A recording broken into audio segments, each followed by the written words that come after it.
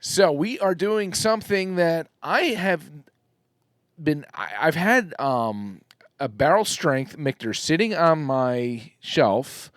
Not this one, but I had another one that's been sitting on my shelf for quite some time, and I've just been kind of reluctant. I'm like, oh, do I want to open that yet? Do I want to open that yet? Do I want to open that yet?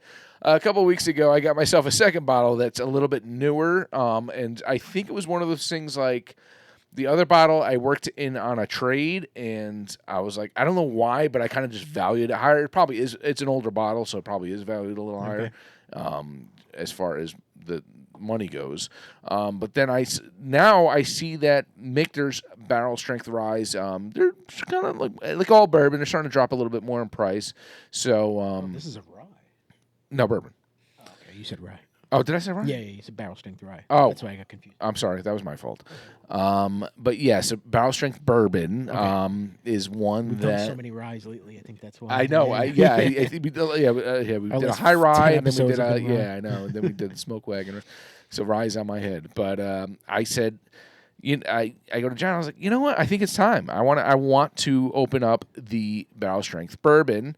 And like I said, this one secondary now is under $200, which is good to see for this one in particular. So, and Michter's has quite some lineup between their regular bourbon, their regular rye. They have the American whiskey, toasted. They have the toasted bourbon. They have the toasted barrel strength rye.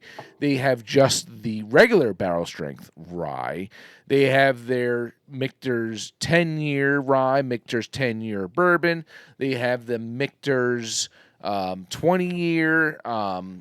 They have sour mash. They have the Michter sour mash, which I'm not as much of a fan, but I do like the Shanks that comes out of Michter's, which is a sour mash as well. For some reason, you would think it would taste similar to that one, but no, I love the Shanks. They have the Bombergers. They have a lot going on at Michter's as far as options go. John had picked this particular one when we were at Michter's as his favorite, and I would have to agree with him. Did I really? Yes, you did.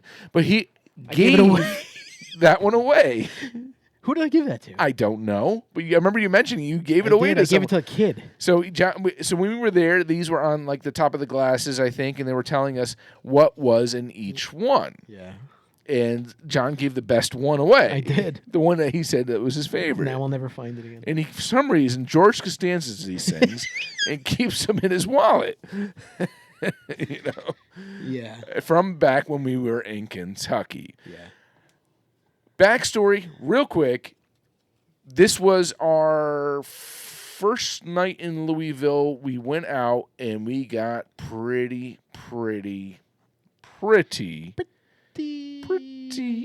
hammered up, yeah. So, needless to say, the next morning, our whole crew was kind of hungover. I can't speak for everyone, but I could definitely speak for myself. And I know John, and I know for a fact a couple others were a little bit hungover, a little bit more than hungover. A lot of bit hungover, yeah.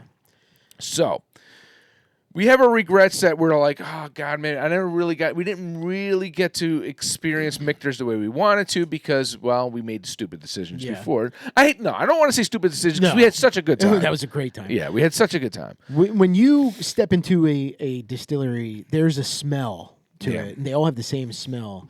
So that morning, that smell didn't sit right. It didn't resonate right. No.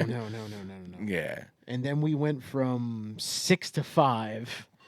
Because, some of us weren't feeling great. Yes. Yeah. But as soon as that first sip hits, man, when they say hair of the dog, is that the expression? Yeah, hair of the dog that bit you, yeah. That worked for me, man. It didn't necessarily work for me, but it definitely helped a little bit. Woke me right up. Yeah. Because after that, we moved on, man. We were good. We did Old Forester. We ate lunch. Yeah, we moved on, man. I know. Oh, yes. Thank God for the Louisville Slugger. Louisville, there was a nice break in it. But the lunch, I remember I got that grilled cheese with the onions, and then I had the worst heartburn after that. Yeah, you weren't feeling good. And I was like, oh, God, I shouldn't have got the onions. I should have played it safe. The rules before we went to Kentucky was don't eat anything you know is going to mess you up. No spicy food. First day, Jim Beam, we had like... We had spicy empanadas. Yeah, we didn't follow those rules all the time, and some of our decisions maybe weren't the best. But at the distillery was the first time that I was able to try that barrel strength bourbon, and I was about to say rye again, the barrel strength bourbon, and we all, at least for me and John, agreed that that was probably our favorite. Yeah. So this is marking the occasion of having the barrel strength bourbon for the first time after that trip, which is cool. That's awesome. I haven't had it since. Yeah, it's been some time. What's that now? About a year and a half ago? Yeah. Yeah. Yeah. Wow, time flies. Time does fly. Here we are, guys. Michter's barrel strength Dark bourbon coming in at 110.6 proof, 55.3% alcohol. Perfect. Perfecto. Yeah, that is a good proof. Right? That's perfect. That is a good proof. Sometimes people say the magic number is 107, because you see a lot of like your Weller Antique 107, your WB Saffel coming out of Wild Turkey 107, your Bakers, and you have a lot of these at 107 is the magic 110. number. 110. 110 does seem good.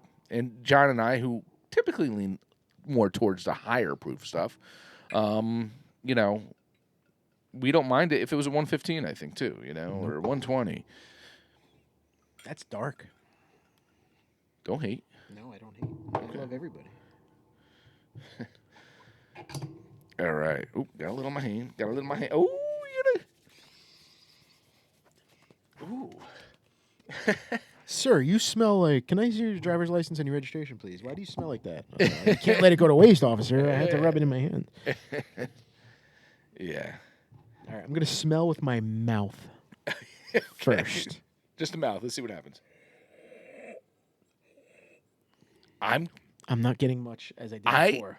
Dude, I'm throwing something weird out there right now, and it's the first thing I thought of. I thought eggnog. I don't know why. I don't drink eggnog. Oh, I just thought I eggnog. don't think I've even had it. Through the mouth. And a little bit of that kind of eggnog, hints of banana note. I do get hints of banana note. It's so weird. It's so weird. It's so weird. We just joking around about doing this the last episode. Now the nose and the mouth. Okay. That smells phenomenal. And we get more of that oakiness. Just the nose. Just the nose. Just the tip. Ooh. Okay. That's 3 different notes from I 3 know. different holes. Hey, we're learning things here. Yeah. We're learning things here, man. Wow. I don't know. I mean, you're obviously going to get a little more of the heat with the mouth closed. Yeah. I am getting that banana-ish type of smell. I'm getting a little leather.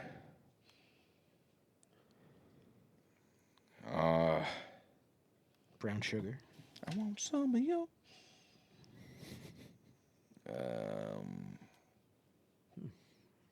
It smells delightful. It does smell good. I think the first time I smelled it, I gagged. Yeah.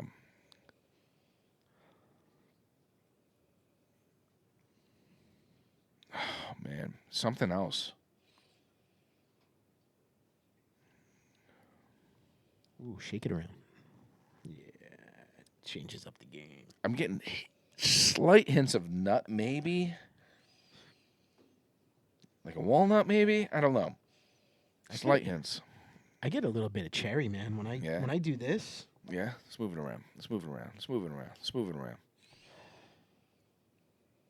I don't know. I got something else when I did that. Right? It changes. It changes drastically. I'm getting more leather forward on that nose. Yeah. All right. Enough with the nose. I can't wait. All right. Let's see if this brings back memories. Mm-hmm.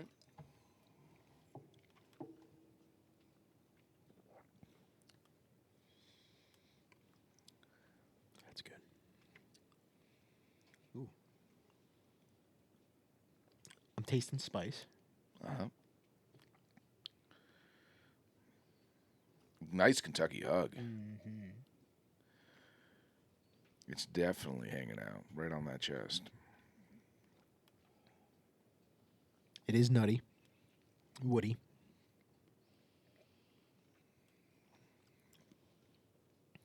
A little bit of tobacco, a little leather. I'm getting some of that sweetness. Mm-hmm.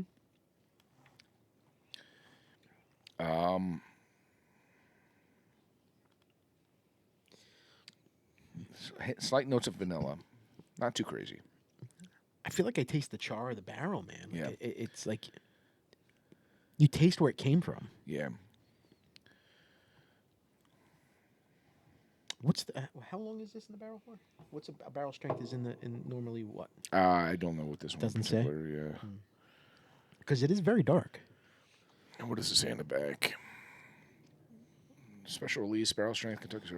After full maturation, each individual charred white oak barrel of this U.S. is bottled at a particular strength. It's been mellowed by our signature filtration. Yeah, I don't know. I don't know if it has any kind of age statement on there. Yeah. I'm trying to see if there's anything else I could pick up on right off it.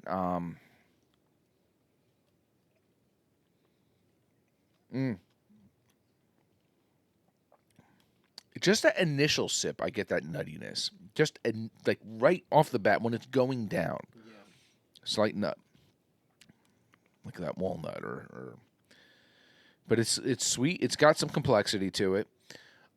It's medium in color. Some slight viscosity to it.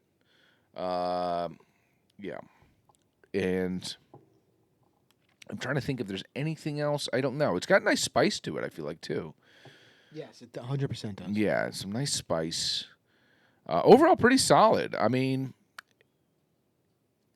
what would you say as far as what would you price this at? If you were, what would you pay for it? Man, well, I mean, so secondary, like I said, right now is between the 150 to 2 range. Right now, I'm sure they at the distillery is probably under 100. Yeah, I would go for. I'd spend $80, 85. 85. I'd go 80. Yeah. Okay. Yeah. Yeah. Remember, this was your favorite. Yeah, I would go. Yeah, I mean, I would probably even go. Like if I saw on the shelf for 100, I might even. I would pay. I would say I would top it at 125. 125, you top it at? Yeah. I'd probably top it at 100, but I'm poor. So. No, but I'm just saying what the value is though for it. You've spent. All right. Yeah. All right. Going in blind, no. Yeah. Yeah. Right. Going in knowing, if I saw that sitting on the shelf, I'm like, John, there's one left. It's 125. Yeah. Yeah, I'd probably. Yeah. Out the wallet I would pull the trigger. Yeah, on that. I'd pull the trigger. I had one on the corner. 150. I would strongly think about it and pray my wife wouldn't find it. That's the great thing. They never know how much these bottles are worth. Like they can be like, come to the bar and like pick up, like recently I just got a President's Choice Old Forester. Pick it up and like, oh, what do you got going on here? And I'm like, oh no, you know. Yeah. Now then you go onto the Breaking Bourbon website, and they'll tell you the MSRP. And normally they'll be like $65. Yeah. $45. You'd be like, look, I only paid $65. I know. Well, yes, like I have a birthday bourbon over there. I paid, I think, $140 for or something like that. That I know what it goes for, you know, and it's gonna, you know, Let's correct that too. Yeah, no, I haven't come around to that the yet. Poor man's birthday. The poor man's birthday. Yeah. That particular one, though, I haven't opened yet. Yeah, so, but yeah, you know, yeah. So I mean, I think the newer bourbon people. So I'm starting to really try to boost my collection. Yeah. You know, and sometimes you go more with names than you do anything else, right? Yeah. So we recently did a transaction. Like, there's certain things I want on my shelf. Yeah. I will open everything. Yeah. But there's certain things I want to have on my shelf. Yes. You know, I always wanted a Stag. I always wanted an E.H. Taylor. I traded John a couple bottles for. So he traded. Technically, the word would be is he traded down, I traded up. Because he had 2 of one bottle, and I kind of matched the value of his bottle for the value of 3 bottles. Yeah. And I think you did all right with it, though. Because I think so. But I mean, like I said, like with the E.H. Taylor and like the Stag, I don't remember what those taste like. I'm sure we did them. Yes. But I want to have that name on my We had that episode shelf. with Jay. It was like an anniversary episode. I think it was 2 years ago, or a year and a half ago or something. And we all picked one that we said was our go-to at the time. Yeah, and I think you picked the E.H. Taylor. I think you're right. Yeah. Yeah. And Jay, I think I don't know. One of us picked like a Michter's rye or something, yeah. and we all kind of picked something that we thought was. And I think Michter's is one of those brands, whether it be the cheaper, what's the cheaper, the one that right now, if you see it on shelf, it's like $40-$45. Not the rye. For Michter's? For Michter's, yeah. Whatever it is. They have the American whiskey. They have the regular bourbon. Yeah, the regular bourbon. You know, you see that. I just feel like you need to have a Michter's on your shelf. Yeah, like a small batch. If you're a bourbon guy, you need to have a Michter's on your shelf. Just like Buffalo Trace. You need to have a Buffalo Trace on your shelf, whether or not you like it. Because honestly, it's like it's a flex in a way. Sometimes you're like it's a good mixer, or it's like my first bourbon. You know what I mean? Yeah. Like, but you want to have that on your shelf. Yeah. You know, I want an E.H. Taylor. I want a Stag. Yeah. You know, Michter's is next. I don't have a Michter's. I have a Woodford. Out of what I had traded for you, the toughest one for me to trade was the Stag. The Stag, yeah. Because it's a go-to for me, Yeah. and it's one I like a lot. It's a solid. That particular one. Because I see the numbers and the letters. There's so many now. Yeah, I gave you this batch here. The 24. Yeah, because I have it already, and I've tried it already. So I'm kind of like, it's all right. I can go. No, I mean, I appreciate it. Yeah. Yeah. So I think as I'm trying to build my collection, and as a newer bourbon person, there's certain brand names that you want to have on your shelf. Yeah. And it's nice. Whether you open it or not, you want to have them on your shelf. Yeah. And I think Michter's is one of those, man. You want to have a Michter's on your shelf. Because Do you have Michters on your shelf? I don't. I soon will, though. Yeah. I want a Michter's toasted barrel. Yeah. And that's going for a lot of money right now. So I'm just waiting to pull the trigger. They've gone down. They're under 2 now. That's why I'm waiting. I'm waiting. Yeah. I'm waiting. They're under 2 now. You can get I feel them like if I wait a little bit, I probably will pick up the Michter's Rye because I do like that a lot. Yeah. And that's not that crazy. No. But the 10 years now have gone up in value. So a lot of bourbons have gone down in value, but the 10 years actually are going up. They're going up. Yeah. Which makes it a little tough too if you want. Even like the Elijah Craig toasted, Total Wines had like a sale on it like a couple months ago. Yeah. My buddy picked it up for a good price, and I was like, shit. I went there and I was too late. Yeah. But I it's not one of my favorites. I would prefer the Michters. The only Michters I really don't care for was the sour mash, but I won't pay more than $50 for the Elijah Craig. By the way, you can get it for it was on sale for like $39.99. Oh yeah. But I don't remember the sour mash. I remember it being the worst one we had. I was not a fan. But I was hungover, and I wasn't, as much as now I am, into it as I am. Yeah. Yes. And it's interesting that you say that because you're in it enough now, you're into it enough now where you can actually appreciate it. Yeah, more, 100%. And you can. I remember when I first got into this with the whole bourbon thing, and our buddy Jay, who's been on the show, he said to me, "Oh, Ken, you want to try this E.H. Taylor? You want to try this Weller? You want to try this?" And I said, No, I don't want to try it. And he's like, "Really? This is good stuff." I was like, "That's exactly why." I said, "I need to be able to respect it. Yes. I need to be able to understand it. My palate has to be ready for something that, it might be a little bit higher end, I guess, before I can try it." Yeah, and that was always me. I said, "Don't 100%. waste it on me." Yeah. Because I'm not going to be able to understand the complexities of it. And I was explaining it to my wife because I was bringing up how, like you had texted me that you bought the Presidents. Yeah. And I said, and we were talking about it, Dustin had that in his flight when we went to Old Forester. Yeah. He got the expensive flight, and he asked me if I wanted to try it. And I was like, no, you paid good penny for that. Yeah. That's not going to mean anything to me. I tried it. Whereas now, if we go now, I might be like, yeah, let me get a sip of that, Yes. So, and he's like, "Ken, you got it." I was like, "If you insist." Yeah. But it was very good. Yeah. It was very good. And the thing with those President's Choice, man, they have all different notes, all different. Like this one, I am so afraid to open, but I want to open it so bad. Don't open it now. No, I won't open it just yet. Not just yet. And folks, being on this podcast, I am blessed that you let me have your stuff. Like, this is, I would never get this stuff anywhere. Like, the things that I've tried, I would never have in my life. Well, I think of Freddie. I think of Freddie Johnson. 100%. Bourbon's meant to be shared with friends. They are. And They are. Yes. That's why as soon as I buy a bourbon, man, I'm like, I don't have many people near me. I got Chris. Yeah. But I don't have many people near me that was like, let me come over and have some bourbon with you. Yeah. You know what I mean? So Yeah. my bottles are filled, and it's just me drinking them. Yeah. You know, and that's hard. I think that if I was at your house and I had the bottles you had, they probably would have been done by now. Because Right? I drink more. Bourbon's a nightcap for me. So it's every night I'll have 2 small pours or something, and just it's good. I rest well. I get a nice sleep, and it's just a nice finish. And to the honestly, day. in the past 3 or 4 months, that's kind of been my case. So I'm Yeah. starting to go through them more Yeah. because I'm not drinking beer really anymore. Yeah. Exactly. But I told you, like sometimes you get bored with your selection, yeah. and Yeah. or you stand there and you stare, and you're like, I don't. So know you're what pretty to excited have. today. You're leaving with a couple of. I am extremely excited. Like I said, I am going to open up all 3 of those bottles, and I'm stoked that we opened the smoke wagon because now I can drink it. Yeah. Yeah, that was cool. That was cool when we did that. And then even episode. on my cruise, I brought home a Woodford rye. All right, Yeah. it's just a Woodford, but I've never had the rye, and I got it for a decent price, Yeah. and I'm going to open that and see how that is. you know? Absolutely. So, Absolutely. But back to the Michters. Solid, good. Love the juice. love it, man. There's a reason why we picked this as our favorite when we were there. We're sticking to it, and It's really good. yeah, solid stuff. Yeah, cheers to that. Yeah, man. wow, I forgot. We Yeah. went on that for a while. Huh? Mhm.